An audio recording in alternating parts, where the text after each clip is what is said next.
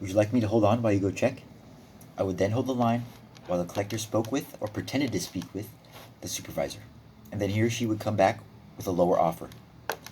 I probably had a slight advantage as a third party negotiator because the collector couldn't fault me personally for the bad account. Also, I presented myself as being on their side, trying to help get them money on the account. I said, unfortunately, my client has very limited resources. Feel free to use that expression. I explained that unless we came up with a doable sum, there would be no payment at all. I never negotiated payments, only flat payoff amounts. Once we had a verbal agreement for settlement, I always asked for it in writing as the next step. I had the collector fax me the offer on company letterhead, but an email attachment would be equally acceptable. Present yourself as a calm, rational professional. Do not engage in name calling or yelling. If they call you a name like loser or raise their voice, simply press the end call button. An immediate termination to the call will send a message better than anything else.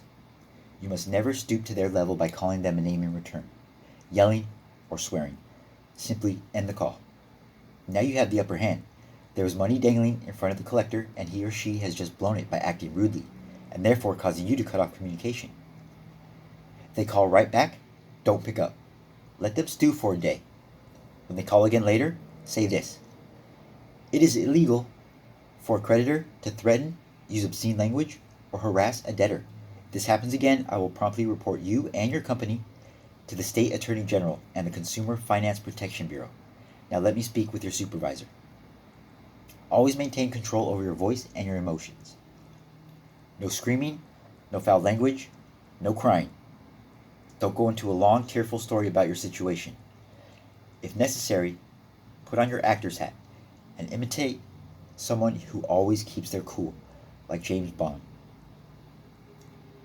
Once you have negotiated your settlement and have it confirmed in writing, use the following method for paying off the debt. By using this method, you will be able to have that collection removed from your credit report, which is your main goal. Important note: never rely on a verbal agreement for your settlement. Verbal agreements are forgotten and remembered differently.